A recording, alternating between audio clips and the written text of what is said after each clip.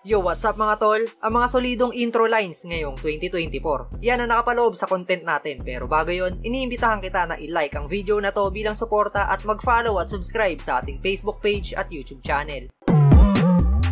Napakahalaga ng panimulang linya para sa mga battle MC dahil maaaring ito ang mag-set ng momentum para sa buong round o di kaya naman sa buong takbo ng laro. Kung sa umpisa pa lang ng round ay pangdiinan na yung mga binibitaw na bara ay maaari itong magtuloy-tuloy hanggang sa dulo. At yan mismo ang pag-uusapan natin ngayon, ang mga pangdiinang intro ng mga battle MC. At ang una sa ating listahan, ang panimulang linya ni Sinyo kontra kay Shernan. Umpisa pa lang ay ipinaramdam na ni Sinyo na sobrang handa siya at naka-A-game sa laro. Dahil halos hindi pa tapos magsalita si Sir Enigma ay nag-spit na agad siya ng linya at bumitaw agad ng mabibigat na bara. Nanalo ng coin toss! Si Shernan! Pinili niya mauna si Sinyo! Pinili ko talaga! Doon mo na nga lang ako mauunahan, tinanggihan mo pa! Kasi sino bang tangang gustong maging pangalawa? Baka nakakalimot ka! Nandito ka sa mundong walang may pake, pag di ikaw ang pinakaking ina ka! Numbers don't lie. So what you gonna do? Anong second most viewed? Who the fuck are you? I-remind lang kita kung wala kang clue na ang rule number 1, never be number 2. Yo, boss, thanks! Pinadali mo aking buhay sa isa buhay, kalabay, grabe ang wak. Bilang pasasalamat, pupugutan sa ng ulo, total you cut me some slack, baka mag-panic attack. Tung tinalo ni Sir Deo na abuso malala, na reverse 150 si Gago siya napasubo sa bakla. Kabal ng pagmumuka. Handang-handa, hindi man B-Day. Napasubo parang BJ. Sapagkat kung puro foul ang banat mo, ito yung DA. Kung bataan usapan EJ, ako right hand, ikaw PA. Uulan ngayon ng punch, sige tumuto ka sa detail. Nagtatawag na rin ng gods, mala GL din si EJ. Kakahanap mo ng gods, di ka na makakauwi na parang PK. Gods! PK, ba't kailangan pang i-replay? Hindi niya gets at napascratch na lang sa round na parang DJ. Sunod ay yung dark humor na linya ni EJ Power. Ito, umpisa pa lang, pamatay na agad. Naging maganda yung intro na to para makakuha ng magandang buwelo sa round 1. Pero hindi lang to yung solidong intro ni EJ Power dahil buong run niya sa isa buhay ay malulupit yung mga panimulang bara niya. Simulan natin sa unang segundo. Mangyayari na rin yung laban na matagal nyo nang hinihintay. Salpukan ng flip-top bay, laban sa flip-top bay. Matagal na akong kumikitil sa Manila mula pa nung Ahon 6. Di ka na magre-regenerate kahit mag-type ng bago Vicks. Umiwas ka man sa bala ko, lumemborak malakyano ribs. Ang ending mo pa rin, airpods ni Jano Gibbs.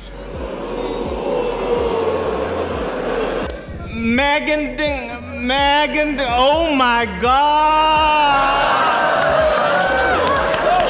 Kasali ka na namang hayop ka. Ang inagahaman. The most active MC, ganyan pag matindi pangangailangan. Kayong mga aktibo nga, tolongges naman at hindi mapakinabangan. Boy, nakakahiya lang, kaya umuwi na ako para naman may pantapat si Arik sa mga tira mayaman.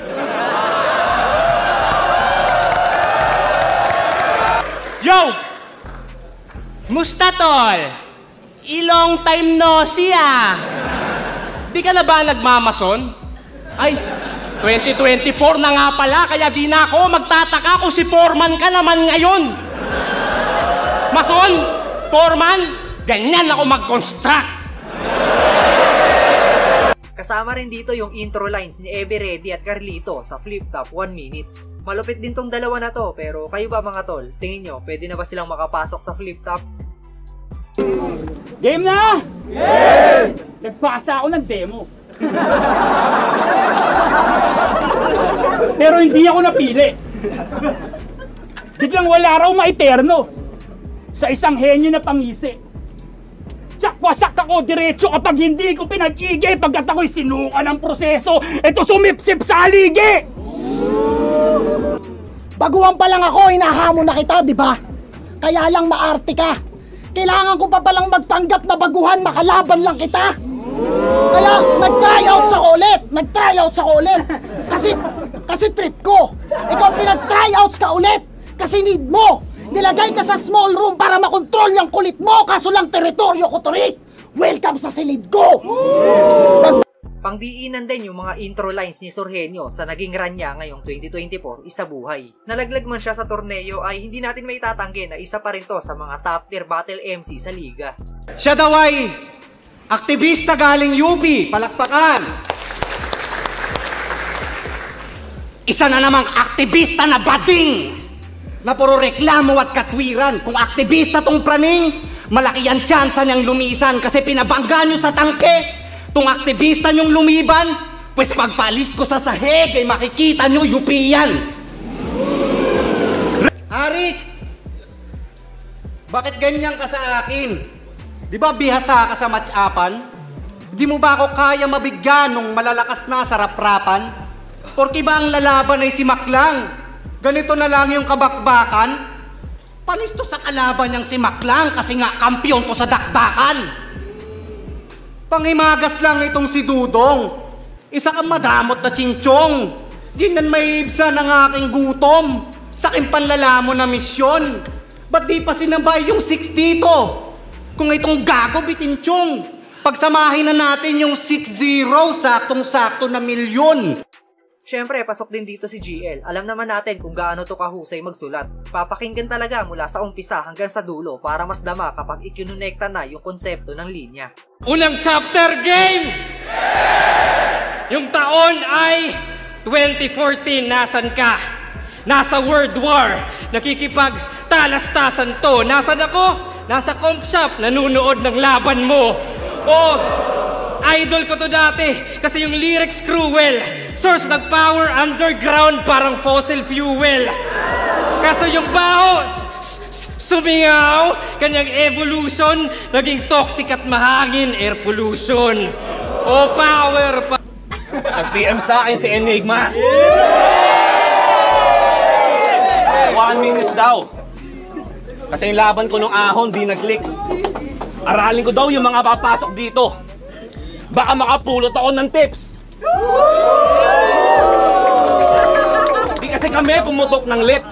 Ni walang trending reels o video clip. Eh aanin ko naman yung million views, Rick. Kung punches ko pang million hits. Isa sa malulupit mag-deliver ng linya ngayon ay si JD. Mula umpisa hanggang sa dulo ng laro ay hindi nagbabago yung presensya sa taas ng entablado. Gaya na lang nung ginawa niya sa laban nila ni GL. Solidong delivery tapos sinamahan pa ng pangdiin ng linya. Nakaraang ahon! Ako'y nalamon ng buo. Durog na payuko. Pero ang mandirigma mas tumatapang pag nakaamoy yan ng dugo. Kaya GL, kamusta? Sige ngayong kadumaing. Nagtawag yan ng all gods. Drug lord dumating. Pero hindi, gas-gas na yun. Eto mas solid para di na mamalayan na tinatawag mo yung Diyos. Ang dumating si kamatayan. Ako'y nagmula sa bayan ng Alamat at Agimat, bagamat salat sa pagsikat ay may sapak na kaya kang mapabagsak, kaya dapat ka na mag-ingat. Kada suntok ay may elektrisidad na kaakibat. I'm so ill, kaya parang sinasalakay ka ng daang-daang igat, ha? Kapag tinamaan, lumpo. At itong taga-bataan ay di na mahahagilap sa lakas ng impact. Yung kaluluwa niya kay Righteous One mapapalipat, ano? Marami ang nag-abang sa muling pagsampa ni Tipsy D sa entablado ng Flip Top. At hindi naman niya binigo ang mga tagahanga niya dahil intro pa lang ay bumitaw agad ito ng solidong bara. Marami ang nagsasabi na hindi raw siya 100% handa dito at yung iba naman ay sinasabi na nanibago ito dahil sa matagal nagpahinga. Pero kahit na ganon, malakas na performance pa rin naman ang inihain niya sa atin. At sana makita ulit natin siyang bumatel sa paparating na Ahon event. Hindi ako old god. Ako ay old lang. Di naman sa pagpapakumbaba. Ang Diyos may mabuting salita. Ako wala. Tagal kong nawala. Pero di nyo ako dapat maliitin. One-on-one lang to sa rebelde. Sanay to sa madami. Ako dito'y mabibitin. Last battle ko sa korte, Mark Andrade versus People of the Philippines. Ito'y Romano versus Motos Battle League. Palakpakan, pampagana lang. Pwes pasintabi kay Paulo. May laban-laban sana tong taga-Motus. Kung nag-rematch na lang tayo, eto ba yung bata mong undefeated? Undefeated! Balita ko daw, walang talo to. Naalala ko tuloy yung amo mong si Sight, ganyan na ganyan siya nung tinalo ko. Ano, Plita? At ayan nga ang mga solidong intro lines. Marami pang mga paparating na battles, kaya asahan nyo, nagagawan pa natin to ng kasunod. Pero kung kayo ang tatanungin, kaninong intro ang pinaka-natripan nyo, pwede nyo yan i-comment sa ibaba at papasahin nating lahat yan. At yun, hanggang dito na lang yung video natin mga tol. Salamat palagi sa walang sawang pagsuporta.